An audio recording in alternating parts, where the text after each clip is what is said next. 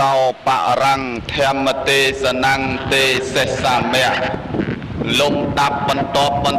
ដំណតទៅតម្រូវត្រូវអង្គអាត្មាភាពទាំងពីរអង្គនឹងរៀបចំចាត់ចែងលើកយកនៅពធទេសនាមកសម្ដែងថ្លែងប្រគេនចែកជូនប្រគុណម្ចាស់ញោមញាតពុទ្ធបរិស័ទទាំងអស់បានជាទីសន្តាប់ដូចតទៅថ្ងៃនេះឃើញថាអង្គអាត្មាភាពទាំងពីរអង្គមានភ័ព្វវាសនាបានធ្វើដំណើរមួយអង្គមកពីទីក្រុងភ្នំពេញមួយអង្គមកពីទីក្រុងបៃលិនមកដល់វត្តបទុមរតនារាមហៅវត្តបាក់អមរែកនេះក្នុងគោលបំណងដើម្បីសម្ដែងនៅពធទេសនាក៏ប៉ុន្តែការទេសនានាឱកាសនេះឃើញថាមានក្រែពីរធម្មកថាកាចាអង្គសម្ដែងក៏ពីរអង្គបើដូច្នោះញាតិញោមពុទ្ធបរិស័ទទាំងឡាយវិធីសម្ដែងនេះមានច្រើនបែបច្រើនយ៉ាងវិធីទី1គឺមួយអង្គសម្ដែងចប់មួយអង្គសម្ដែងតាមក្រោយវិធីទី2គឺសម្ដែងជាបែបសាកច្ឆាសួរទៅសួរមកឯវិធីទី3គឺសម្ដែងជារបៀបតាំងនាមមួយអង្គជាអ្នកសួរមួយអង្គជាអ្នកឆ្លើយចឹងបណ្ដាទាំង3វិធីនេះប្រកាសជាជ្រើសយកវិធីចុងក្រោយដើម្បីឲ្យសម្រួលទៅតាមពេលវេលានិងតាមលំអានបរមបុរាណណាចារដែលលោកបានកំណត់ប្រកាសតាក់តែងឲ្យមួយអង្គជាអ្នកចោទមួយអង្គជាអ្នកឆ្លើយហើយអង្គដែលអ្នកចោទអ្នកសួរនឹងមាននាមថាមហាថែអង្គដែលអ្នកឆ្លើយមាននាមថានុថែទាំងពីរអង្គនេះពុំទាន់ដឹងថាអង្គណាជាមហាថែអង្គណាជាអនុថែទេបើដូច្នោះសូមញាតិញោមបែបប្រភពញាក់នេត្រាឆ្ពោះមកឲ្យដឹងហើយរងចាំកំណត់ទុកក្នុងសតិអារម្មណ៍ថាអង្គណាដែលនៅចិត្តពុទ្ធបដិមាជាងគេអង្គនឹងមហាថែឥឡូវញាតិញោមដឹងហើយថាអង្គណានៅចិត្តជាងគេចឹងប្រកបជាអង្គអាត្មាអញ្ចឹងសូមតាំងខ្លួនឯងជាព្រះមហាថែហើយប្រគុណម្ចាស់ដែលនៅឆ្ងាយពីពុទ្ធបដិមាជាងខ្ញុំកណាហ្នឹងសូមតាំងជាអនុថែប៉ុន្តែការតាំងនាមខ្លួនឯងដូច្នោះពុំមានការឯកភាពឬក៏យល់ព្រមពីប្រគុណម្ចាស់ដូចជាមិនសមរម្យសោះឥឡូវក៏សូមសួរសិនមើលប្រគុណម្ចាស់ខ្ញុំកណាតាំងនាមជាអនុថែមានតួនាទីភរៈភ្នាក់ងារផ្នែកបែកខាងឆ្លើយតើប្រគុណម្ចាស់ព្រមឬទេបើមិនព្រមក៏សូមប្រាប់មិនព្រមក៏សូមប្រាប់បញ្ញាប់ឲ្យខ្ញុំកណាបានរៀបចំចាត់ចែងសម្ដែងតទៅទៀតសូមអរតនានិមន្តតស្សវចនាងហង្សុទ្វាលឺហើយប្រសូរសៀងស្នៀងពវាចាថ្លាថ្លែងចាត់ចែងក្នុងការសម្ដែងធម៌ចាត់ឲ្យខ្ញុំកណាអ្នកឆ្លើយប្រគុណម្ចាស់ជាអ្នកសួរអូយសួរថាព្រមឬមិនព្រមឥឡូវបើថាមិនព្រមទេនោះក៏ដូចជាមិនកើតបើឡើងក្រែទៅហើយត្រូវតែព្រមប៉ុន្តែព្រមនឹងព្រមទាំងភ័យព្រមទាំងបារម្ភព្រមទាំងព្រួយញោមមើលប្រភៈដឹងហ่ะវាចេះតែបុកពោះបបិបបបបិបបបភ័យប្រភពទៅរហូតខំធ្វើតាំងចិត្តឲ្យក្លាហានដែរប៉ុន្តែវាមិនព្រមក្លាហានសោះវាចេះតែបុកពោះបើញោមជឿឡើងមកស្ទាបមើលកំពុងតែភ័យហើយប្រគុណម្ចាស់បានថាព្រមក៏ដោយមិនព្រមក៏ដោយឆ្លើយប្រាប់មកឥឡូវនេះសន្មតថាព្រមទៅចោះប៉ុន្តែព្រមនឹងព្រមតែសំណួរណាដែលចេះដែរទេសំណួរណាមិនចេះអត់ព្រមទេព្រមឆ្លើយប្រគេនប៉ុន្តែមុននឹងឆ្លើយសូមសនំពោខ្លះឲ្យចេះសួរកន្លែងណាដែលខ្ញុំបករណាចេះបានហើយនេះមួយទៀតបើខ្ញុំកណាឆ្លើយទៅនឹងវាខ្វះពុំតាន់ពេញលេញទេមេត្តាបង្គ្រប់បំពេញបន្ថែមទីពីរបើឆ្លើយទៅវានៅខ្វះនៅចន្លោះឬក៏វាវាចវចខុសផ្លូវចូលស្ទឹងតាមបត់ចូលស្រុកតាមប្រទេសអាឡ័យទៅជិះកេងកាញ់តាមស្ទឹងផុតព្រែកទ្របទៅក្រមឯណោះកុំទៅសួរគេថាហួសបាក់អាមេរិកហើយនៅត្រួយមកខាងឯណោះទេអាចទៅឃើញផ្លូវចិត្តតែបត់បានចិត្តតែបត់តាមផ្លូវទៅវាហួសទៅឯណោះយ៉ាងណាមិញធွာនឹងអញ្ចឹងដែរបើឆ្លើយទៅវាចេះតែហួសទៅនេះហួសទៅនោះទេមានតែប្រគុណម្ចាស់នឹងចាប់តម្រង់ឲ្យត្រង់ផ្លូវវិញ ai ta nông po mùi tiết bởi che sập bích sập bơ rư chăm mình cho bà tế à nâng bà kinh từ vinh tầng o xua máu nhôm bà cả đà na chloi tầng o à sầm nua che có chloi sầm nua mình che có chloi đây pan là sầm nua che chloi tho nhôm na à sầm nua mình che chloi thà ót che tì về ta lọt từ vinh hơi ở bậc nhôm cả na ngó là nâng xôm xua tọp từ vinh đai che ta nông po miền là pan này đây ai lơ pi nâng từ tiết ba sầm đây thuê vô ha khlang tách lệch lơ sma kromผม សំរុំ ត្រង់ បាត បត់ មិន ប្រកប អក្ខរៈ ជាមួយ នឹង ប្រគុណ ម្ចាស់ យ៉ាង ណា ឬ ក៏ ខុស ឆ្គំ ឆ្កង ស្រុក ភូមិ ហ្នឹង ញោម ណា អាត្មា ធ្លាប់ នៅ វត្ត កែវ នឹង ដែរ ហើយ ដល់ លំដាល ចុះ មក ដល់ នេះ ហើយ ដល់ អញ្ចឹង ហើយ ក្រែង លោក ខុស ពាក្យ ពេច ថ្លា ថ្លែង ទៅ ស្ដាប់ មិន ច្បាស់ មិន បាន ខុស ទំនៀម ទម្លាប់ យ៉ាង ណា ក៏ សូម ឱកាស ពីលោកអាចារ្យគណៈកម្មការថេរានុថេរៈនវៈភិក្ខុសាមណេរគ្រប់អង្គទាំងអស់សូមឱកាសអំពីអាជ្ញាធរដែនដីមន្ត្រីភូមិឃុំក្រុមជំនុំក្រុមជំទប់ឧត្តមក្រុមប្រឹក្សាមានតាំងតែពីគេហៅថាសង្កាត់បលាត់ស្រុកសន្តិសុខកងឆ្លប់ប៉ូលីសសេនាយោធាលោកនាយកសាលានាយិកាលោកគ្រូអ្នកគ្រូកវីបណ្ឌិតអដ្ឋកោវិទ្យនិស្សិតបញ្ញវន្តគ្រប់ជាន់គ្រប់ថ្នាក់តាំងពីថ្នាក់ទាបរៀងរៀបរហូតថ្នាក់ខ្ពស់រហូតដល់ឧត្តមក្រុមប្រឹក្សាសាលាកុងសីស្ថានកុងស៊ុលឈ្មួញកុងសែថៅកែកុងស៊ីស្មេស្មានប្រធានមន្ទីរនយោជិកនយោជកអ្នកលក់ចេញអ្នកទិញចូលអ្នកប្រមូលប្រស៊ីតាជីដូនជីយុវនារីយុវជនអ្នកនិពន្ធអ្នកកសែតទាំងអស់សណ្ដោសបណៃផងដែរសំណូមពរខ្ញុំកណាមានប៉ុណ្ណេះទេ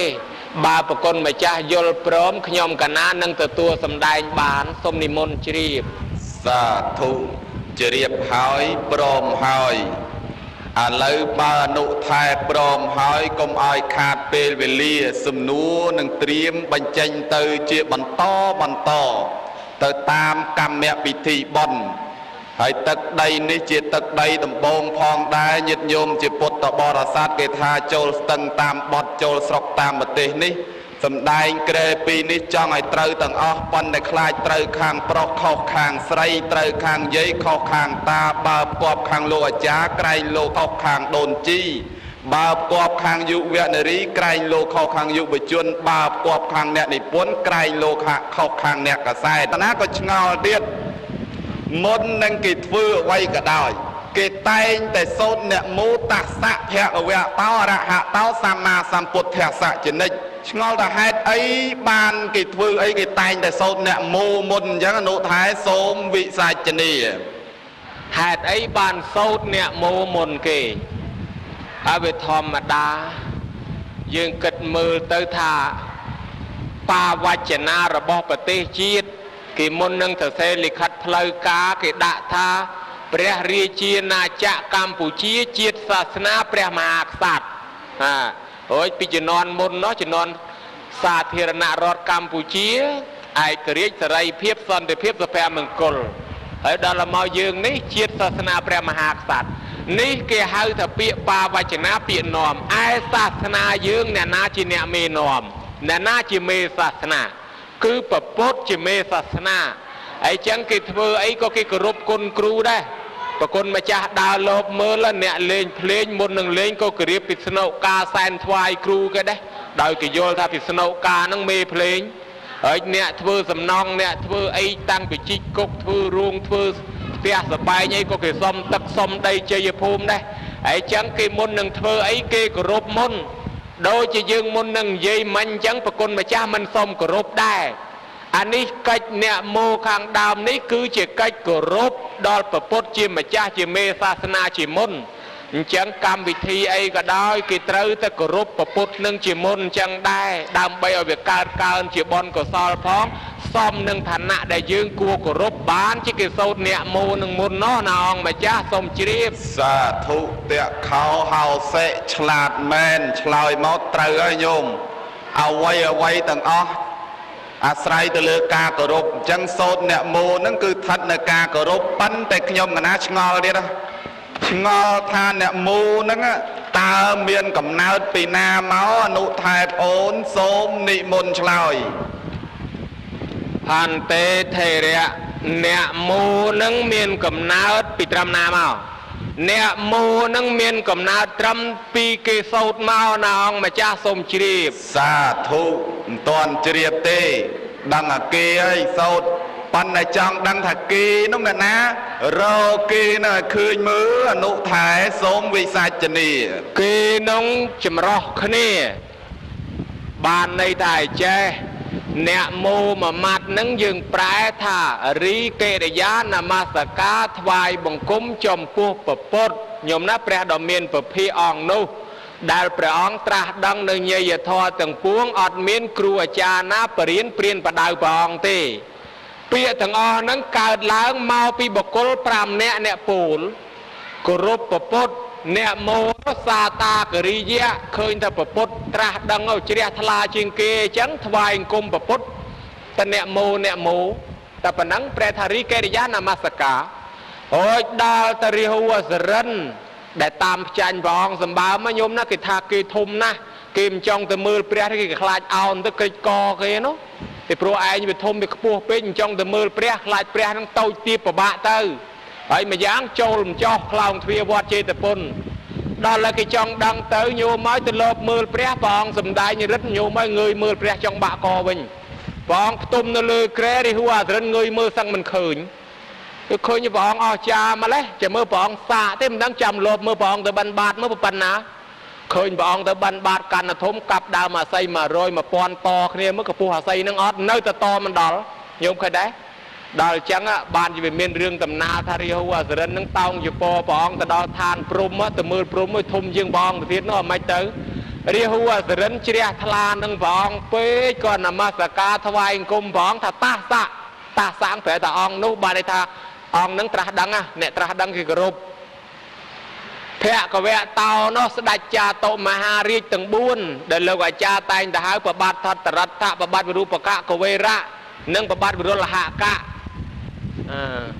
ហើយអរិយហតោនោះសកៈទេវរាជគឺប្រអិនអ្នកពោលចឹងឯសម្មាសម្ពុទ្ធស្សៈនោះគឺប្រព្រំនមស្ការព្រះពុទ្ធនមស្ការថាសម្មាសម្ពុទ្ធស្សៈអ្នកសាវកទាំងអស់គេកលេចមើលសម្លឹងមើលឃើញថាពាក្យទាំង4ទាំងពាក្យទាំងអស់ហ្នឹងសុទ្ធតែពាក្យនមស្ការព្រះពុទ្ធបើអញ្ចឹងយើងដកយកមកទាំងអស់មកយកមកតគ្នាទៅសូត្រតែទាំងអស់រមងទៅនមស្ការបែបណាក៏យើងបានដែរហើយចឹងបានជាវាកើតជាអ្នកមោហ្នឹងអ្នកមោតាសៈភគវៈតោអរិយតោសម្មាសម្ពុទ្ធស្សៈហ្នឹងចេញមកឃ្លាចឹងមកហ្នឹងសុទ្ធតែពាក្យនមស្ការព្រះអង្គទាំងអស់បើប្រគុណម្ចាស់មិនជឿទេចោះទៅវិញចាំទៅសួរលោកអាចារ្យដឹងសូមនិមន្តជ្រាបសាធុអនុថេរៈអ្នកបកែឆ្លើយហើយនឹងចាំសត្វកពូលអ្នកប្រាជ្ញញោមឲ្យ5រូបមិញហ្នឹងចឹងញាតិញោមពុទ្ធបរិស័ទសូត្រអ្នកមោតាសៈរាល់ថ្ងៃហ្នឹងដឹងហើយមិញគឺដឹងហើយញោមណាអាត្មាមិនបាច់បញ្ជាក់អីទៀតទេគឺសាតាករិយៈខាងដើមហើយខាងចុងនោះគឺមហាព្រំចឹងដឹងហើយប៉ុន្តែឆ្ងល់ទៀតចូលមកដល់ទឹកដីវត្តបាក់ម្រែកឬលោកតាអាចារ្យសូត្រអ្នកមោសូត្រដល់3ដងឥតិបិសោអីសូត្រតែម្ដងឆ្ងល់ថាធម៌អ្នកមោនឹងហេតុអីក៏គេសូត្រ3ដងអនុថែខ្ញុំកណាឆ្ងល់មែនតើឆ្ងល់ដោយមិនដឹងអីសោះហ្មងសូមអនុថែបងអូនបច្ចៈឲ្យញាតិញោមពុទ្ធបរិស័ទបានដឹងផងមកមើលសូមនិមន្តចេះតែមានទៀតណាញោមណាចូលមកដល់វត្តបាក់ម្រែកឬលោកអាចារ្យសូត្រអ្នកមោ3ដងឲ្យឆ្ងល់បើឆ្ងល់អញ្ចឹងទៅសួរលោកអាចារ្យណាអ្នកសូត្រនោះសួរទៅដឹងធម៌ដតីសូត្រតែម្ដងឯងហើយចុះមិនក៏អ្នកមោសូត្រ3ដងដើមដំបូងសូត្រ3ធម៌អ្នកមោធម៌ដើមដល់ធម៌យ៉ាងកេញចុងក្រោយធម៌ចុងក្រោយសូត្រតែម្ដងហេតុអីបានជាសូត្រ3និយាយតាខ្លះក៏ថា3ហ្នឹងមានតែប្រពុតមួយពធមួយប្រសងមួយអត់ទេអ្នកមោហ្នឹងមិនតាន់ប្រសងទេមិនតាន់ពធទេនមស្ការប្រពុតតែមួយអង្គតាប៉ុន្តែនមស្ការព្រះអង្គហ្នឹងដល់តែ3ដងមិនមែនអ្នកមោហ្នឹងឯងមួយមេហ្នឹងធម៌មួយមេហ្នឹងប្រសងអត់ទេនមស្ការព្រះពុទ្ធនឹង3ដងពីព្រោះគេគោរពថាវិធីធ្វើឲ្យកើតជាព្រះពុទ្ធនឹងវាមាន3របៀបដែរចេះបានជាគេសូត្រ3ដងគោរពទៅតាមនឹងណាអង្គម្ចាស់សូមជ្រាបសាធុជ្រាបហើយចេញ3របៀបមកទៀតហើយញោមវិធីត្រាស់ជាព្រះពុទ្ធមាន3របៀបឥឡូវឆ្ងល់ วิธีត្រាស់ជាពុទ្ធ3របៀបហ្នឹងតើរបៀបអីខ្លះនោះថែសូមវិសាចនាបញ្ញាថឹកមួយវិរិយាថឹកមួយសទ្ធាថឹកមួយណាអង្គម្ចាស់សូមជ្រាបសាធុបញ្ញាថឹកវិរិយាថឹកសទ្ធាថឹកស្ដាប់ទៅដឹងអីឬតែថឹកមិនដឹងថឹកអីសូមនិមន្តបកប្រែថឹកញោមហើយអត់ជួយប្រែឥឡូវខ្ញុំកណាប្រែទៀតទេញោមណាលោកថាលឺតែថឹកថឹកចង់ឯងហើយចុះអាដើមមិនលឺផងលឺតែចង់អញ្ចឹងឆ្លើយប្រគិនទៅវស្ដាប់ខាងដើមបានតែខាងចង់ទៀតពិបាកសួរទី1ហ្នឹងគេហៅថាញ្ញាថឹកបានន័យថាការដែលត្រាស់ដឹងឡើងធ្វើដោយបញ្ញាប្រកបដោយបញ្ញាចំណែកខាងមួយទៀតនោះគេហៅថាវិរិយាថឹកវិរិយានឹងវិរិយៈគឺសេចក្តីព្យាយាមការត្រាស់ជាពុទ្ធបានដោយការព្យាយាមចំណែកខាងទី3ឯនោះគេហៅថាសទ្ធាថឹកត្រាស់ជាពុទ្ធបានដោយសារសទ្ធានេះខ្ញុំកណាប្រែប៉ុណ្ណឹងមិនដឹងឆ្អិនឬឆៅទេបល័យមិនតាន់ឆ្អិនមិនសូវហ៊ានប្រែប្រហែលនេះខ្លាចឆៅប្រគុណម្ចាស់គ្រូបល័យប្រចាំវត្តកោងកាងស្រាប់ហើយបើឃើញនៅឆៅប្រែទៀតផងសូមនិមន្តជ្រាបសាធុប្រែមកឆ្អិនហើយឆ្អៅអត់មានឆៅកន្លែងណាទេញោមត្រូវឲ្យប្រែហ្នឹងប៉ុន្តែឆ្ងល់ទៀតឆ្ងល់ពីរឿងបញ្ញាថឹកវិរិយាថឹកសទ្ធាថឹកតើការសន្សំបារមីមួយតើរយៈពេលប្រហែលឆ្នាំដែរនោះថែសូមវិសាចនាឲ្យចុះពីណាដឹងវាកើតមិនតាន់ដូចតែគ្នាហ្នឹងបកែឆ្ងល់ម្លេះរៀនគ្រូណាក៏រៀនតែចម្ងល់អញ្ចឹងញោមអត់មានរៀនចម្លើយណោះឯចាញាតិញោមជាពុទ្ធបរិស័ទរយៈពេលបើយើងនិយាយដោយពឹស្ដារដូចជាបញ្ញាថឹកមួយនឹងគ្រាន់តែនឹកក្នុងបតីប្រាថ្នាថាឲ្យបានត្រាស់ជាពុទ្ធនឹងអស់9អសង្ខ័យកាប់មកអសង្ខ័យញោមតសេលេខ1ហើយដាក់0 140 0អាហ្នឹងហៅមកអសង្ខ័យលេខ1ហើយលេខ0បើយើងដាក់01គេហៅ10 02គេហៅ100 03 1000 04 10000 0140នោះមកអសង្ខ័យអានឹងដល់តែអសង្ខ័យនឹងអសង្ខ័យផែនដីទៀតបានន័យថាផែនដីកើតហើយឆេះកើតហើយឆេះមកអសង្ខ័យដងដល់ផុតមកអសង្ខ័យទៅគេហៅថានឹកក្នុងវាចានឹកក្នុងហរតីប្រាថ្នាឲ្យបានត្រាស់នឹងអស់9អសង្ខ័យញោមណា9អសង្ខ័យផែនដីឆេះ9អសង្ខ័យដងហើយបានបញ្ចេញវាចាប្រាថ្នាតែចង់ឲ្យបានត្រាស់នឹងអស់7អសង្ខ័យផែនដីទៀតបានទទួលព្យាករពីពុទ្ធទទួលព្យាករពីពុទ្ធមកទៅព្យាយាមដោយកាយផងដោយវាចាផងដោយនឹកក្នុងបតីផងសរុបគ្នា4អសង្ខ័យមួយសែនផែនដីទៀតបើសរុបមើលទៅឃើញ20អសង្ខ័យមួយសែនផែនដីប៉ុន្តែគេអត់រាប់អញ្ចឹងឯងវាច្រើនពេកដល់តែច្រើនពេកអញ្ចឹងទៅគេមិនរាប់អញ្ចឹងគេរាប់ត្រឹមតែព្រះអង្គបានទទួលព្យាករមកគេថាត្រាស់ដឹងដោយបញ្ញាថឹកនឹងមាន4អសង្ខ័យមួយសែនកាប់ព្យាយាមប៉ុណ្ណឹងអត់បានត្រាស់ហើយបើព្យាយាមត្រាស់ដឹងជីវិរិយាថឹកនោះអស់8អសង្ខ័យណាញោមហើយមួយសែនកាប់ទៀតបានត្រាស់ជាពុទ្ធបើព្យាយាមដោយសទ្ធាថឹកយូរជាងគេនោះ6ដល់10អសង្ខ័យហើយមួយសែនកាប់បានត្រាស់ជាពុទ្ធហើយចឹងវិធីត្រាស់ជាពុទ្ធក្នុងលោកមាន3វិធីហ្នឹងបានជាអ្នកមោនឹងឯងគោរពពុទ្ធគេគោរពសូត្រអ្នកមោ3ដងនោះណាអង្គម្ចាស់សូមនិមន្តជ្រាបសាធុជ្រាបហើយបានលឺហើយសូសៀងស្នៀងពវាចានុថែអធិប្បាយរាយសេចក្តីឃើញថាញោមឲ្យគួរជ្រះថ្លាណាស់តម្រាំនឹងបានត្រាស់ជាពុទ្ធមួយអង្គមិនធម្មតាទេគ្រាន់តែគិតគ្រាន់តែនិយាយរហូតសន្សំបារមីខ្លួនឯង4អសង្ខ័យកម្រៃមួយសែនកាប់ញោមមកកាប់ហ្នឹងគឺមកផែនដីដោយសពថ្ងៃផែនដីយើងអញ្ចឹងគឺចូលនៅក្នុងផតកាប់អញ្ចឹងក្នុងផតកាប់ហ្នឹងពុទ្ធត្រាស់4ហើយនៅសល់មួយទៀតអញ្ចឹងញោមនៅមានវាសនាល្អណាស់នឹងតាន់ពុទ្ធមួយទៀតពុទ្ធហ្នឹងគេហៅថាពុទ្ធអនាគតអញ្ចឹងខ្ញុំកណាឆ្ងល់មិនទាន់ឆ្ងល់ពុទ្ធអនាគតទេឆ្ងល់ពីរឿងពុទ្ធអតីតៈហើយនឹងពុទ្ធបច្ចុប្បន្នតើពុទ្ធអតីតៈដែលបានជាកពុទ្ធបច្ចុប្បន្នមុនគេនឹងពុទ្ធនឹងឈ្មោះអីដែរនោះថែសូមវិសាចនាយើងដែលបានពោលអំពីពុទ្ធពីអតីតៈមកព្រះអង្គព្យាករមុនគេនឹងគឺពុទ្ធទីបង្កណាអង្គម្ចាស់សូមជ្រាបសាធុជ្រាបហើយអនុថែកឡោសេឆ្លាតណាស់ដឹងតាំងពីពុទ្ធជាកពុទ្ធបរមគ្រូជាម្ចាស់នៃយើងមុនគេគឺពុទ្ធទីបង្កអញ្ចឹងញោមចាំហើយញោមណា តាំងពីនងមក4អសង្ខ័យកម្រៃមួយសែនផែនដីរហូតទៅដល់ពពុទ្ធបតមុត្តរៈពពុទ្ធទី10គឺរយៈពេលមួយសែនផែនដីទៀតរហូតទៅដល់ពពុទ្ធកាសបៈដល់ផតកັບនឹងបានពពុទ្ធបរមគ្រូជាម្ចាស់នៃយើងបានត្រាស់ឥឡូវញោមដឹងហើយពពុទ្ធអតីតៈពពុទ្ធបច្ចុប្បន្នប៉ុន្តែខ្ញុំកណាឆ្ងល់ពពុទ្ធអនាគតតើអង្គណាខ្លះដែលជាពពុទ្ធអនាគតអនុថែសូមវិសាចនី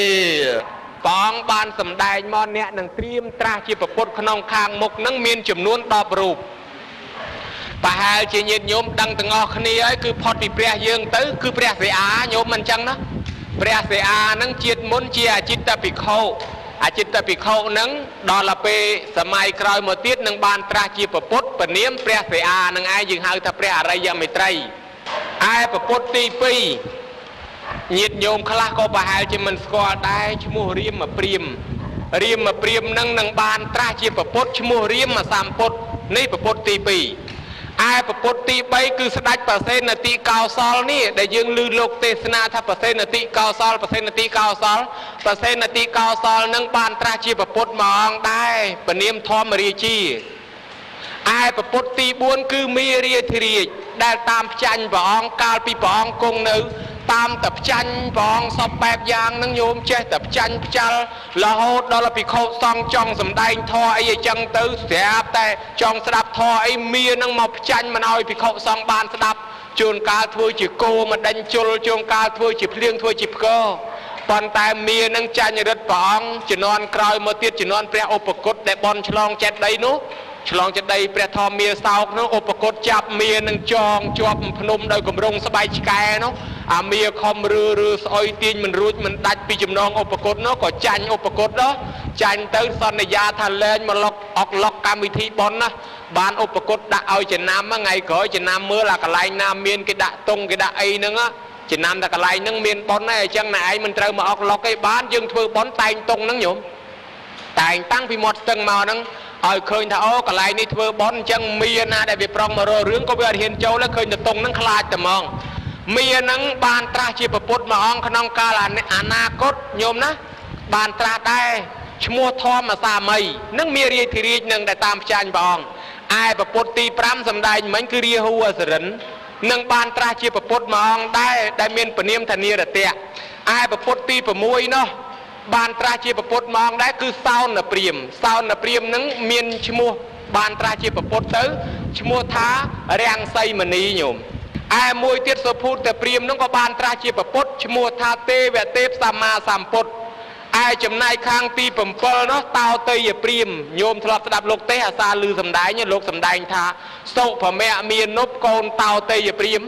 កូនតោតេយព្រាមនឹងតែងទៅសួរព្រះអង្គសួរថាម៉េចក៏មនុស្សយើងកើតឡើងមុខក៏ខុសគ្នាមាត់វាមិនដូចគ្នាអ្នកខ្លះមានអ្នកខ្លះក្រអ្នកខ្លះល្អអ្នកខ្លះអាក្រក់អីសពយ៉ាងនោះអ្នកខ្លះល្ងងអ្នកខ្លះចេះនោះហើយនឹងសុភមៈមាននុបនឹងកូនតោតេយព្រាមនឹងអនាគតទៅពពុទ្ធទី7ញោមនឹងបានត្រាស់ជាពពុទ្ធដែរឯពពុទ្ធទី8ញាតិញោមឲ្យតម្រៃធនបាលបានត្រាស់ជាពពុទ្ធមួយដែរហើយនឹងមួយទៀតតម្រៃបាលីល័យក៏បានត្រាស់ជាពពុទ្ធដែរជាពពុទ្ធទី10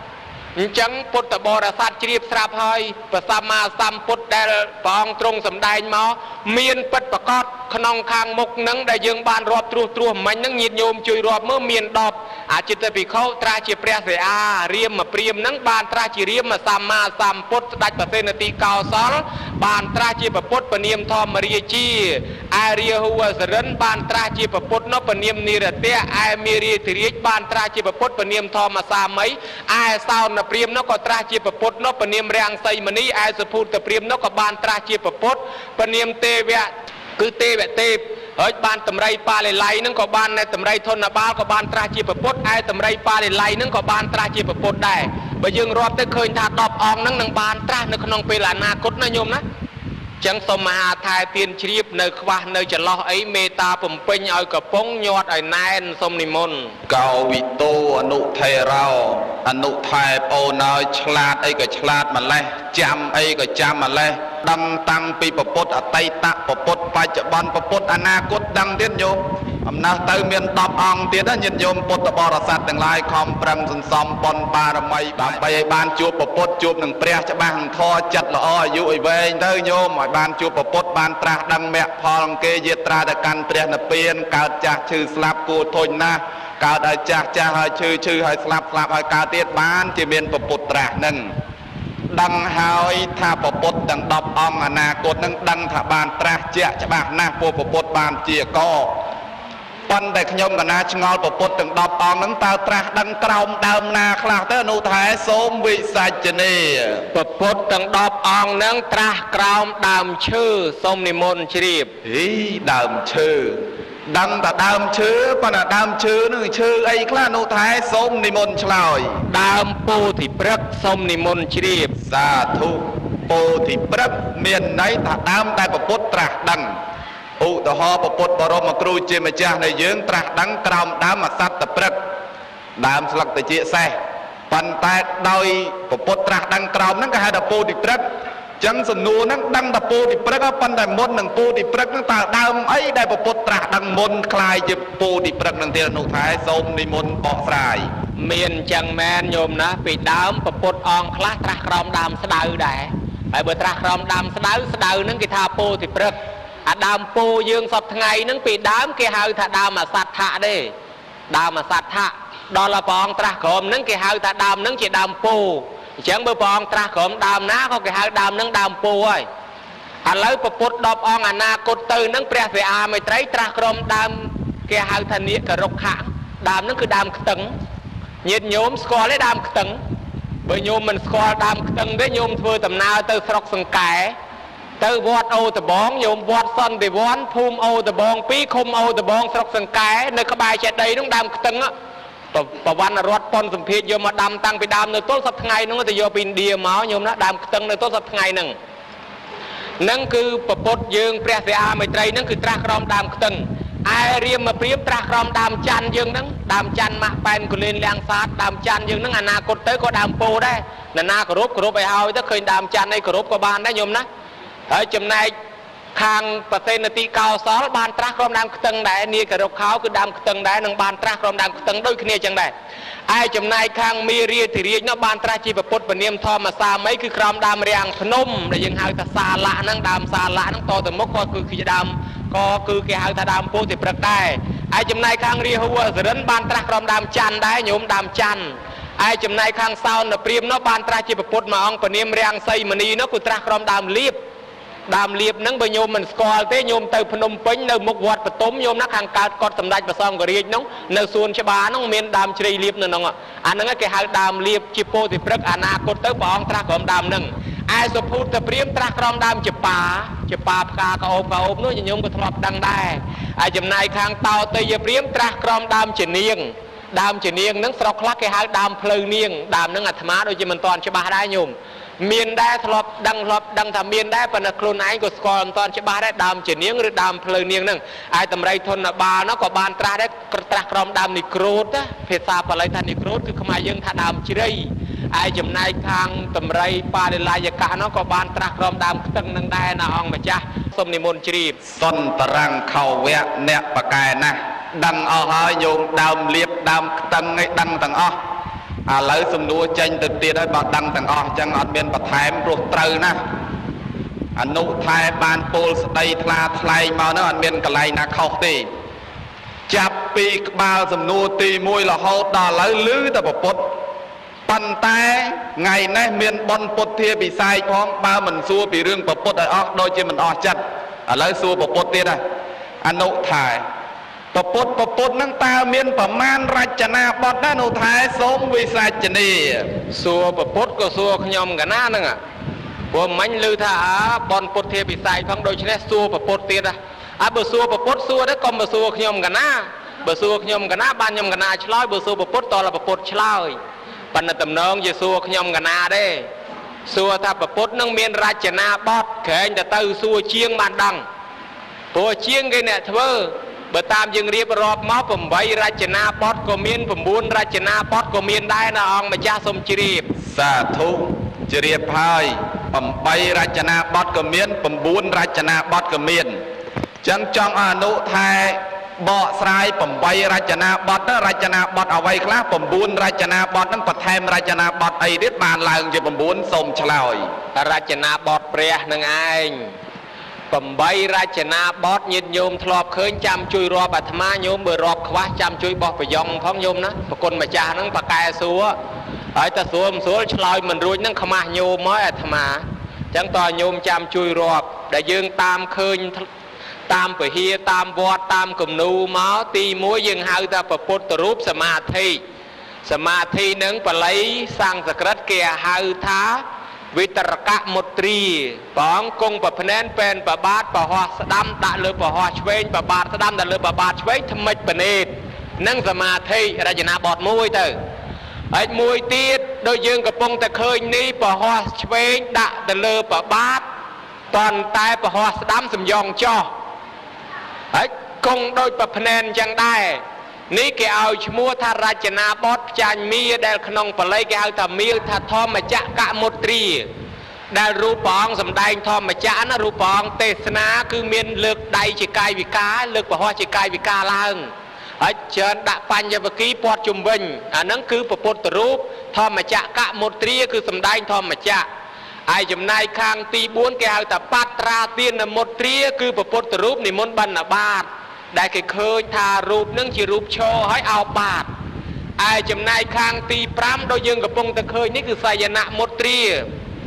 រូបព្រះអង្គបរិនិព្វានឬក៏រូបព្រះអង្គផ្ទុំអាហ្នឹងគេឲ្យឈ្មោះថាសយនមុទ្រាគឺផ្ទុំផ្អៀងអញ្ចឹងដូចញាតិញោមធ្លាប់ឃើញណាញោមណាឯចំណែកខាងទី1ទៀតនោះគេឲ្យឈ្មោះថាវរៈមុទ្រាបានន័យថាព្រះអង្គប្រទានពរព្រះអង្គគង់ប្រភ្នែនក៏ដោយឈរក៏ដោយបណ្ឌរាប្រហោះចេញទៅខាងក្រៅដូចយើងតែងឃើញក្នុងគំនូព្រះអង្គធ្វើប្រហោះឲ្យចេះអានឹងវរៈមុទ្រាហើយមួយទៀតគេហៅថាអភយមុទ្រាអានេះជាទី7វរៈមុទ្រាជាទី6អភយមុទ្រាជាទី7គឺព្រះអង្គប្រទានអភ័យដល់សត្វរូបនឹងយើងតែងឃើញព្រះអង្គរាប្របាទចេញក្រៅប៉ុន្តែសំយ៉ងចុះក្រោមឈរក្តីប្រភ្នែនក្តីសំយ៉ងធ្វើឲ្យចេះឯមួយទៀតទី8គឺពុទ្ធរូបប្រក់នាគបើតាមរកឃើញសត្រាបឋមសម្ពោធិទៅមានសត្រានៅក្នុងវត្តសន្តិវ័នស្រុកសង្កែអាត្មាអានមើលទៅឃើញប្រវត្តិគេបានបកស្រាយថាពុទ្ធរូបប្រក់នាគនឹងមាននៅស្រុកខ្មែរយើងឯងដែលកើតមុនគេបំផុតញោមប្រទេសគេធ្វើតាមយើងទេគេឃើញយើងធ្វើឲ្យបានគេមកចម្លងតាមខ្មែរយើងធ្វើមុនគេ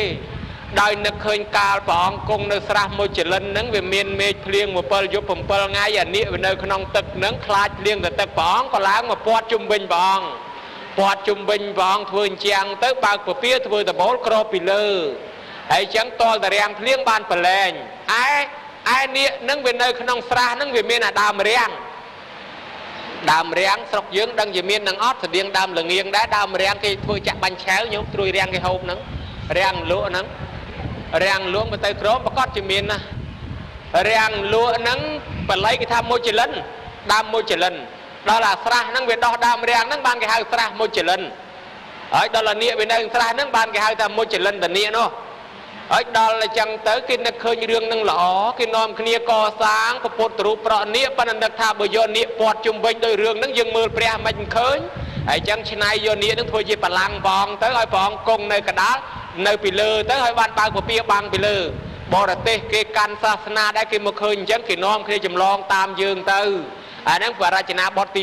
8នេះយើងយកជាទូទៅ8រចនាបថនេះទេឯរចនាបថមួយទៀតនោះជាទី9នោះមានខ្លះអត់ខ្លះគេហៅថាពពោធិសត្វអវលោកទេសវរៈ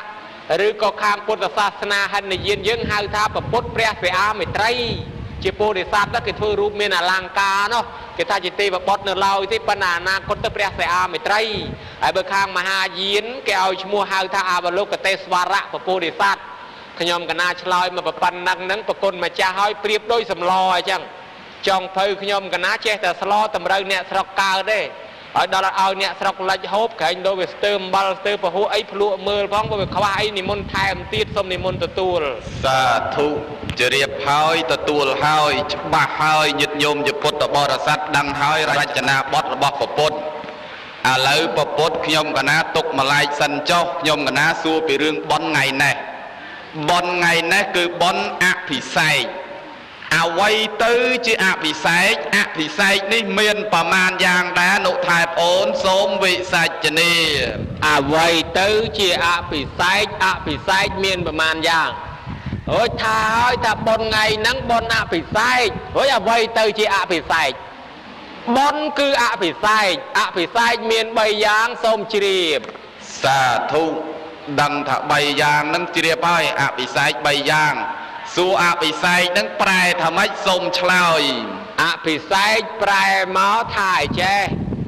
អភិបបបុត្រសេចៈទៀតនៅបច្ច័យហ្នឹងគេប្រែថាប្រោះព្រំស្រោចស្រពលើកតម្កើងតម្លើងយោស័កណាអង្គម្ចាស់សូមជ្រាបសាធុប្រោះព្រំស្រោចស្រពតម្លើងយោស័កមាន3យ៉ាងហ្នឹងយ៉ាងអ្វីខ្លះសូមទានឆ្លើយសាមាញ្ញពិសេស1រាជាពិសេស1ពុទ្ធាពិសេស1សូមនិមន្តតទួលសាធុទទួលហើយសាមាញ្ញពិសេសរាជាពិសេសពុទ្ធាពិសេសសាមាញ្ញពិសេសនិងរាជាពិសេសមានន័យថាម៉េចដែរសូមនិមន្តឆ្លើយសាមាញ្ញពិសេសអភិសេកសាមាញ់បានន័យថាកូនចៅគេស្រោចទឹកឲ្យឪពុកម្ដាយគេដូចជាគេធ្វើបុណ្យចម្រើនបជនឲ្យឪពុកម្ដាយគេងូតទឹកលាងដោះកែឪពុកម្ដាយគេអានឹងគេហៅថាប្រោះព្រំស្រោចស្រពអភិសេកឪពុកម្ដាយដែរលើកតម្កើងឪពុកម្ដាយទី2គេហៅថារាជាពិសេសគឺអភិសេកស្ដេចឲ្យឡើងគ្រងរាជសូមប្រធេរៈប្រគ្រូត្បូងពេជ្រទទួលកោវិតោអនុថេរោឆ្លាតណាស់អនុថែញាតិញោមជាពុទ្ធបរិស័ទជឿអនុថែចុះមិនខុសទេប៉ុន្តែថ្ងៃនេះញាតិញោមពុទ្ធបរិស័ទទាំងអស់គាត់បានធ្វើបុណ្យពុទ្ធាពិសេសចឹងពាក្យថាពុទ្ធាពិសេសនឹងមានន័យយ៉ាងណាដែរអនុថែប្អូនសូមឆ្លើយពាក្យថាពុទ្ធាពិសេសមានន័យថាអភិសេកព្រះពុទ្ធប្រោះព្រំលើកតម្កើងតម្លើងព្រះអង្គពីព្រោះកាលមុនព្រះអង្គហ្នឹងនៅជាដុំថ្មនៅឡើយទេនៅជាគ្រោះនៅជាខ្សាច់នៅជាសំងនៅជាបេតុងនៅជាការ៉ូនៅឡើយទេរួចបានគេយកមកឆ្លាក់យកមករៀបចំតាក់តែងធ្វើជាប្រពុតទៅគេមានលៀបមានលនទៅអាហ្នឹងគេនាំគ្នាអភិសេកលើកតម្កើងប្រោះព្រំសន្មត់កំណត់ក្នុងចិត្តចាប់ពីពេលនេះទៅថាជាប្រពុតដើម្បីគោរពថ្វាយអង្គមទាំងអស់គ្នាបានន័យថាចឹងឯងណាអង្គម្ចាស់សូមជ្រាបសាធុជ្រាបហើយអនុថែប្អូនឥឡូវគឺក្នុងឱកាសនេះគឺពាក្យថាពុទ្ធាពិសេសដោយអនុថែលោកបានបកស្រាយបញ្ជាក់មកអញ្ចឹងប៉ុន្តែមានពាក្យខ្លះគេថាថ្វាយបង្គំពុទ្ធក្រែងលោកប៉ះស៊ីម៉ង់ថ្វាយបង្គំប្រសង់ក្រែងលោកប៉ះកូនអ្នកស្រុកឥឡូវថ្វាយបង្គំរបៀបម៉េចដើម្បីមិនឲ្យប៉ះស៊ីម៉ង់ឬក៏ប៉ះកូនអ្នកស្រុកអនុថែសូមឆ្លើយញាតិញោមឲ្យប្រហែលជាសួរហ្នឹងប្រងឲ្យញោមទៅផ្ទះទេយ៉ាងក៏អីអាត្មាចេះតែបារម្ភតែនៅតែសួរព្រមឈប់ហ្នឹងនិយាយតាឡើងទៅចោលហ្នឹងអត់អ្នកយ៉ាងកាញ់ឥឡូវហើយល្មមចប់ទៅដឹងអីសួរថាថ្វាយអង្គមព្រះប្រយ័ត្នប៉ះស៊ីម៉ង់ថ្វាយអង្គមប្រសង់ប្រយ័ត្នប៉ះកូនអ្នកស្រុកហើយខ្លះគេថាថ្វាយអង្គមពធប្រយ័ត្នប៉ះសត្រាស្លឹករឹតហើយថ្វាយអង្គមមិនឲ្យប៉ះសំណួរអញ្ចឹងចាំបាច់មកសួរខ្ញុំកណាធ្វើអីទេសួរតែយាយតាក៏គាត់ដឹងដែរថ្វាយអង្គមព្រះហ្នឹងក៏មកឲ្យប៉ះស៊ីម៉ង់ថ្វាយអង្គមថយក្រោយឲ្យបាន2ម៉ែត្រទៅវាអត់ប៉ះទេហើយថ្វាយអង្គមប្រសង់ប្រយ័ត្នតែប៉ះកូនអ្នកស្រុកក៏អញ្ចឹងដែរថ្វាយអង្គមមិនខិតថយក្រោយឆ្ងាយ2ម៉ែត្រទៅមិនប៉ះកូនអ្នកស្រុកទេសូមនិមន្តជ្រាបសាធុជ្រាបហើយនឹងឃើញតែប៉ិតអញ្ចឹងមែនប៉ុន្តែចម្លើយនឹងមិនទាន់យកទេសូមនិមន្តឆ្លើយថែមទៀតសូមរតនាហើយបើចម្លើយអញ្ចឹងមិនយកចម្លើយអាម៉េចទៅថ្វាយអង្គមព្រះប្រយ័ត្នតែប៉ះស៊ីម៉ង់បានន័យថារូបពុទ្ធនឹងធ្វើពីស៊ីម៉ង់មែនប៉ុន្តែយើងមិនមែនថ្វាយអង្គមស៊ីម៉ង់ទេញោមណាបដែតបដោយចិត្តនឹងអធិដ្ឋានឧទ្ទិសចំពោះពុទ្ធមែនទេណែណោះរូបនឹងជារូបស៊ីម៉ង់ជារូបលៀបថ្នាំជាឈើជាចម្លាក់មែនក៏ដោយប៉ុន្តែយើងថ្វាយអង្គមទិសដៅចិត្តចំពោះព្រះឯណោះអានឹងបានអត់ប៉ះស៊ីម៉ង់ហើយបើថ្វាយអង្គមប្រសង់អញ្ចឹងដែរកុំសម្គាល់ថាលោកនេះកូនយាយនេះអត់លោកនោះកូនយាយនោះអត់លោកនេះអ្នកស្រុកខេត្តនេះអត់លោកនោះអ្នកខេត្តនោះអត់ទេឲ្យតែដាក់ក្រហមសម្គាល់អាសាវៈព្រះទង់ជ័យអរហន្តអត់ដឹងថាលោកណាកូនមីណាមិនដឹងទេដឹងតែប្រសង់ឲ្យតែក្រហមណែអានេះអត់ប៉ះកូនអ្នកស្រុកទេហើយថ្វាយអង្គមពធអញ្ចឹងដែរឲ្យតែពធចេះតែគោរពថ្វាយអង្គមទៅកុំឲ្យតែថ្វាយអង្គមសភៅឬថាគោរពពធយកសភៅធម្មទានគេចែកពី3ក្បាលទៅហើយយកទៅដាក់តម្កល់ហើយថ្វាយអង្គមរាល់ថ្ងៃអូចប់ ថ្វាយអង្គមធរថ្វាយអញ្ចឹងអត់កើតទេគោរពក្នុងពធហ្នឹងមិនមែនថ្វាយអង្គមសត្រាថ្វាយអង្គមសភៅទេបប្រតិបត្តិបូជាធ្វើតាមព្រះអង្គផងគោរពថ្វាយអង្គមដោយកាយផងហើយបប្រតិបត្តិទៅតាមធម៌នឹងទៀតអញ្ចឹងខ្ញុំកណាឆ្លើយអញ្ចឹងឲ្យដឹងបានបន្ទុកដឹងអត់ទេមើលទៅខ្វះកលាស់តណាទេមេត្តាបន្ថែមទៀតផងសូមនិមន្តជ្រាបចតុរោអនុថេរោឆ្លាតប្រកេនពអនុថែប្រកេនបន្ទុក20បន្ទុកលើ20ពេញណាបន្ទុកហ្នឹងគឺពេញមកដោះស្រាយហ្នឹងគឺពេញហើយញាតិញោមពុទ្ធបរិស័ទទាំងឡាយតាក់តងទៅនឹងការថ្វាយបង្គំព្រះពុទ្ធខ្ញុំកណាចេះតែមានចម្ងល់ឆ្ងល់បន្ថែមមកទៀតឆ្ងល់ថាព្រះពុទ្ធបដិមារូបតំណាងព្រះពុទ្ធហ្នឹងតើសាងនៅប្រទេសណាដែរមុនគេអនុថែសូមវិសាចនីហើយនៅក្នុងឆ្នាំណាសូមឆ្លើយហើយខ្ញុំកណានឹងកើតតនអីសួរសនួរអញ្ចឹងនោះសាងនៅក្នុងប្រទេសណាព្រះពុទ្ធនឹងគឺសាងនៅក្នុងប្រទេសដែលជាងធ្វើណាអង្គម្ចាស់សូមជ្រាបសាងនៅក្នុងប្រទេសដែលជាងធ្វើដឹងថាសាងនៅក្នុងប្រទេសដែលជាងធ្វើហើយប៉ុន្តែជាងធ្វើនឹងនៅប្រទេសណាហើយនៅក្នុងឆ្នាំណាសូមរតនានិមន្តហើយសួរនឹងប្រងចោះសថិតិយកទៅណានឹងក៏រយឆ្នាំច្បាស់ម្លេះគេធ្វើមុនគេនៅប្រទេសឥណ្ឌាណាអង្គម្ចាស់ប្រទេសឥណ្ឌានឹងជំនាន់នោះគេហៅថាទីក្រុងបាតាលីបតហើយធ្វើនឹងតាំងតែពីពុទ្ធសករាជកន្លងទៅ400ឆ្នាំម្លេះពីព្រោះវាមានពីដើមមានរឿងមួយដែរថាព្រះអង្គមិនទាន់បរិនិព្វាននឹងគេកសាងប្រាសាទហើយរូបព្រះអង្គក្លំច័ន្ទពីព្រោះព្រះអង្គនិមន្តទៅឆ្ងាយពេកប្រសិទ្ធតិកោសលនឹកនឹងគេឲ្យឆ្លាក់ក្លំច័ន្ទមួយតំណាងព្រះអង្គប៉ុន្តែវាគ្រាន់តែមានរឿងតំណាលឯអ្នកប្រាជ្ញទៅស្រាវជ្រាវរកមិនឃើញក្លំច័ន្ទហ្នឹង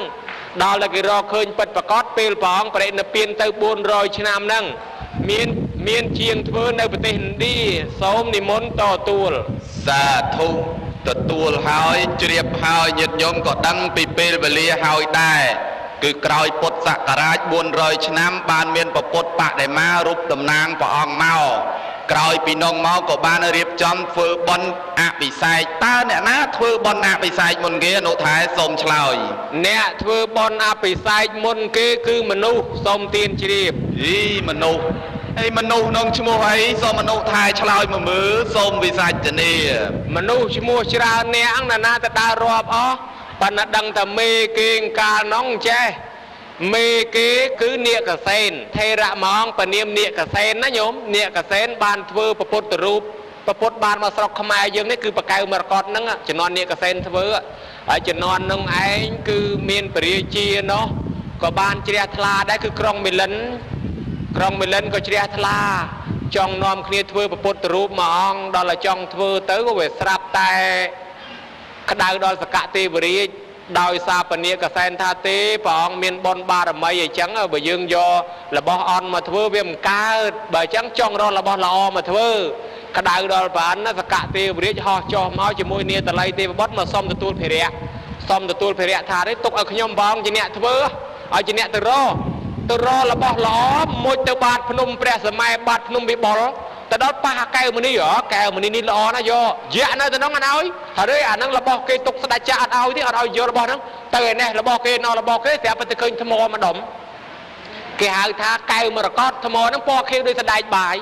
បានអាថ្មហ្នឹងយកមកដល់តែយកមកមនុស្សជាងស្រុកមនុស្សយើងឆ្លាមដាច់ដាប់មិនមុតដល់ដាប់មុតទៅបានប្រហែលថាវិសកម្មទេវបុត្រវិសកម្មទេវបុត្រឯងកើតតនព្រះដឹងរឿងច្បាស់ធ្លាប់ឃើញព្រះផ្ទាល់វិសកម្មទេវបុត្រឯងឆ្លាក់ទៅវាដូចជាងបានវិសកម្មទេវបុត្រនៅឆ្លាក់ជាមួយមនុស្សស្រុកមនុស្សហ្នឹងញោមឆ្លាក់7ថ្ងៃណាបានហើយទៅក៏បាននាំគ្នាធ្វើបុណ្យអភិសេកហ្នឹងដោយយកធាតុមកបញ្ចុះនឹងស្មានឹងអីយ៉ាងធាតុព្រះអង្គមែនទែនបញ្ចុះក្នុងរូបព្រះហ្នឹងរឿងរ៉ាវវែងឆ្ងាយទីបំផុតបានមកដល់ស្រុកខ្មែរយើងគឺបកៅមរកតហ្នឹងឯងប៉ុន្តែសំណួរសួរថាអ្នកណានាំអភិសេកមុនគេមនុស្សឈ្មោះអីហ្នឹងគឺពនាគកសែនហ្នឹងឯងនាំអភិសេកហើយនាំស្រែកជ័យខុសនាំអីក្នុងពេលពុទ្ធសករាជកន្លងទៅបាន500ឆ្នាំញោមណាចាប់ផ្ដើមមានពិធីអភិសេកទល់ថ្ងៃហ្នឹងចឹងឯងបើខ្ញុំកណាឆ្លើយទៅនឹងវាជាកោតទេមេត្តាបូនតម្រង់ផ្លូវផងប្រគ្រូត្បូងថ្មឲ្យនិមន្តជ្រាបសាធុជ្រាបហើយអនុថែចឹងតើបានជាល្បីល្បាញដឹងតាំងពីវិសកម្មទេវបុត្រនាគកសែនដឹងទាំងអស់ប៉ុន្តែខ្ញុំកណាឆ្ងល់បុណ្យអភិសេកថ្ងៃនេះប บนอภิไซไงในเพื่ออย่างไม่บานบนเช้าอนุทายสมวิสัยเจเนียผ่านเตเทเระไอ้สัวท่าอภิไซเพื่อไม่บานบนเช้าเพื่อให้ตรำตรึเท่าบานบนเช้าให้สมนิมนต์ชีบเพื่อตรำตรึเท่าบานบนเช้าไอ้เพื่อตรำตรึไม่เต้มันดังทะเลเบียบเพื่อได้ตรำตรึนั่งวิญญาณไม่สมนิมนต์อธิบายเพื่อไอ้ตรำตรึนั่นคือเพื่อกำเอาข้อสมนิมนต์ชีบเพื่อมันเอาข้อนั่งเพื่ออย่างไม่สมนิมนต์ชลอยเพื่อแต่ตามกุมรูเนี่ยปลายแต่กิริบจอมเมาอย่างรอโนหายนั่งไอ้ตรำตรึสมนิมนต์ตัวหายปันแต่เนี่ยปลายจะเรียบจอมนั่งอย่างไม่สมนิมนต์ชลอยประทานในแคดบัตรบองยืงนี่ประวันรอดอิวตูดเรียบจอมเสียเพยขบวนปุถเทียปิเศษนี่โดยเมียนกาไอกับเพียบปีสำดัจประซองกระเรียจูนาดสำดัจประซองกระเรียจูนาดแต่ตัวสกอลพิธีนึงโยจิกาบานรอนะพิธีอาปิเศษนี่ไปยืงรอบได้ปืนสดาเมียนใบโยมนะอาพิธีทมคือทั่วมายุบมาไงเนาะคือทั่วใบไงก็เมียนได้พิธีทมเมียนพิธีมาชมนึงพิธีโต้ปัญหาสอบทั้งไงกิจเชิญทั่วพิธีโต้ก็ได้ทมก็ได้มาชมก็ได้เอาแต่ทั่วตรำตรึคือยืงจุ่มขี้นมาสกาเตยกรุบประพุทธนอมขี้โซทอรำลึกแต่สายคนประพุทธเซงเตยเมียนตังพิทอปีหงพุทธใจเมียงกุลาในกิจิตอาบเชียปัจจยาไอซอบยามจะย้อนเตาไอทวายปองจังเตยดอลละจอบเตยบานสายเจยโคสายเจยโคนั่งสมใบเนนาก็สายบานได้โลอาจาสายก็บานโลกประซองสายก็บานปีโปรสายนั่งกิสายเติตามหลุมน้อมปะปุแยะปะปุกันทบปะปุเนียครุฑกาลพิพองบานตราดังล้างปุเตปดาปุแยะนั่งเวสไลจังบานยังมีสไลตามเนาะสไลเจยเข้าใบดองเปได้ปะองชเนียเมียนั่งจอบสอบกรุบเตยยืงก็โซนนมาสกาไอให้ไปจอบเตยอันนั้นคือพิธีสังแคบโดยตรำตราไอพิธีเวงนั่งเมียนโซดทอยาวทอโอ้จรานะโยมทอยาวทอจันเมียนั่งมายุบตัวพลือนั่งจ่าจ่ากอดตอนนะปีดังกิทเวงไอพิธีแดกคอนั่งคอแต่ไหนพิธีเด็กคอนั่งก้มโยนเนี่ยหอบสราสบังไอโยมมากันอาวุธกันดาวมาจะรอทือมีกับเปรี้ยไออดแม่ในอดเตอร์ดิบองพจันมีรู้ย่อยึงไปจะช่วยพจันบองไอพจันตะครูนายบ้านนั่งคอมวยนั่งประวันรอดอิงตูดพ้องก็โดยเชี่ยสำนักประซองเรียจูนัดเจนปากกาทาแหลกขณะนั่งผมบัดก็มาทือพิธีมวยเจ็ดคือพิธีบางปณิดปองยึงมันจำบัดบางปณิดไอเจ็ดได้กินดาปณิดรู้สลายจะอะไรกิทือรู้ให้ยึงมันจำบัดถึงบางไอกาได้สิมองได้โยมเฮ้ยเมื่อกี้ด่าเมียนสบองเมียนจิปเปอร์เมียนซองก็ได้รวยแต่เฮ้ยไปจองทวายห้องสะปองก็มโยตัวเปียไปเลือปองด่าเลือปะห่อปองแต่บ้านได้ก็เปียไปเขียวเบอร์เปียไปเขียวเมียนในท่าด่าสบองด่าจิปเปอร์ด่าซองก็ได้รวยเปียห้องสะไปเขียวที่แต่นั่งโดยไอ้เด้โดยมนุษย์ยังเปียเอาทมหรือให้เสียบแต่โยเอาแต่นอกมาเปียไปเขียวที่ได้จังบ่าจังอะไรไอ้ดาวเราไปทีมวยที่แกเอาแต่จองบารมีธรรมาเมียนดังปัดกลายสกคลานในเธอโยมในสองข้างเกิดจองบารมีกิโยเปรียจ่ามาจองแซมบ่อฉลองบารมีโจเปรียทำไมเจ้าบารมีรถตามบ่อนั่งก็ไอ้โยมเจ้าเกิดสอบมาเธอปองเป็นตัวไอ้ก็จองปองอย่างนั้นบารมีไปฉลองตามบ่อยังมันจองปองจวบจมูกยืงมาฉลองบารมีมาโจยืงปองอาตราตัวละซ้อนั่นข้อมือได้โยมนะไอ้พิธีมวยตีนใบนอมขณีกำริมทั่วเชื่อไตคลุนทั่วเชื่อเมียทั่วเชื่อไอ้มอจังจ้าปองไอ้พิธีโดยตีไปนั่งตีนเอาแต่พิธีนาชกอมชกองอย่ามวยประพุทธใบเธอแต่มองก้มเอาเตยย่อพุทธเตยเฉลก้มเอาแต่เธอข้อโยมนะแหละกันนะคลาจินแหละกันนะปรุมันศาสนาสดไอ้ก็ยังอาชา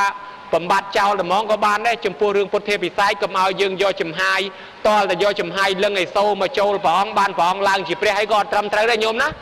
ไอ้จังเฮ้ยเพื่อย่างนะเอาแต่ตรำเตยแต่ตามโลกอาจารย์ทลบดักนอนตามกำรูสะเพยนึงเตอนังตรำเตยบานบอลจรานะโยมกันนาชลอยนึงบ่าวสันจีบเวนเปิดประกนมาจ้าเมตาจับจันบริเวณในขวาเตเสียดโศกเป็นเป็นทองสมนิมนต์ต่อตัวสาธุตัวตัวเฮาประโดเขาเฮาเสกฉลาดนะหนุไทยดังเอาเฮาโยมให้ตั้งไประเบียบข้อระเบียบเตยไงเนี่ยยืดโยมดังเฮาชงอลมันเนี่ยหนุไทยลูกทามตีบดามเมียนกรุดเมียนไอจุยใส่จีอยู่คุกเปลได้ปองชนะเมียได้จันปองนั่งปองชนะให้ยมกันนะชงอลแต่เมียได้จันปองนั่งเมียแมนเต้ในเรื่องอย่างนั้นหนุไทยสมชลอยมามือสมมารัตเนียเบิดด่าสาสเนียมทับประครูชงอลละมองตำนองเตยโยมเฮ้ยแต่เรียนน่ะไม่ก็ปากกายแต่ชงอลเลยจังโยมนะ ហើយបើឆ្ងល់យ៉ាងហ្នឹងមិនក៏មិនបើកសភៅអីមើលខ្លះទៅញោមឆ្ងល់ច្រើនណាស់ឆ្ងល់មៀហ្នឹងហេតុណែមានមៀហ្នឹងមកផ្ចាញ់ព្រះអង្គមែនឬអត់ប៉ុន្តែឆ្ងល់តែហ្នឹងល្អព្រោះខ្ញុំកណាធ្លាប់ឮហ្នឹងមិនមែនអ្នកតូចទេញោមសតតែអ្នកថ្នាក់ធំធំសិតតែឌីប្លូមសាលាបល័យអាចារ្យបល័យជាន់ខ្ពស់ទៀតខ្លះណោះតែសេជាសភៅបោះពុំទៀតគាត់ថាមិនមែនមៀមែនតែនទេជាកិលេសមៀបើមៀមែនតែនម្លេះខ្ទេចអស់ហើយប្រទេសឥណ្ឌាហ្នឹងណោះផ្ទះនាងសុជាតានៅក្បែរហ្នឹងមានជ្រុំខ្ទេចហើយបើពុលប៉ុណ្ណេះពុលប៉ុណ្ណោះអូច្រឡំធំហ្នឹងញោមគេតែសេសភៅអញ្ចឹងបានន័យថាមាននៅខ្វះដែរគេថាមិនមែនមៀមែនតែនគេថាជាមៀកិលេសឥឡូវញោមចាំជួយគិតអាត្មាមើលមៀហ្នឹងមិនមែនមនុស្សឯណាមៀហ្នឹងអាមនុស្សដូចតែខ្មោចដូចតែព្រាយដែរហ្នឹង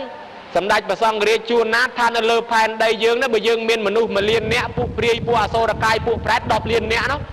កន្លែងនៅគ្មានទេតាមដើមឈើណាក៏មានទេវតានៅដែរហើយចុះបើច្រើនយ៉ាងហ្នឹងវាមិនខ្ទេចដីឲ្យអត់ទេពួកហ្នឹងមិនមែនមានរូបជាអ៊ីតដូចមនុស្សយើងទេញោមពួកហ្នឹងជាពួកអមនុស្សនេះមួយទៀតយើងនិយាយពីធម៌ពីហុងដែលព្រះអង្គផ្ចាញ់មីរាទិរាចឹងណាញោមណាមានណាកាន់សត្រាវុធព្រះមនិនលោកាចាបចាញ់ក្រុងមាចិត្តមហននិមិត្តដៃ1000កាន់សត្រាវុធនានាជីគ្រីមេកលជាតិកោញនេះខ្ទពោះសធាបានតែជីតម្រៃអូយសំលេងស្រែកដូចសត្វគ្រាលមកទៅហឹងកាន់ដាវនោះអាវុធ1000នៅក្នុងធម៌ពីហុងមានថាមាហ្នឹងប្រែកាឡាមកផ្ចាញ់បងហ្នឹងមួយអត់មានដល់ពេលគេរាប់តងត្រង់រាប់មាទាំងអស់ថាមាមាន5ហើយបើយើងថាមិនមែនមានមាមែនតែនេះចាំបាច់រាប់5ទៅមិនរាប់តែ4ទៅរាប់5រាប់របៀបមកទី1ខណ្ឌមាគឺខណ្ឌយើងហ្នឹងទី2អភិសង្ខារមាទី3មជ្ឈមាហើយទី4កិលេសមាឯទី5ទេវបុត្រមាបានន័យថាកិលេសមាក៏មានទេវបុត្រមាហ្នឹងក៏មានបងត្រង់សម្ដែងប្រាប់ថាទេវបុត្រមានឹងឯងគឺទេវបុត្រមួយរូបនៅឋានបរៈនិមិតបតាវត្ថីឯណោះបើយើងរាប់ឋានទៅខ្ពស់ដែរចាបតំចាតំតាវតੰយាមា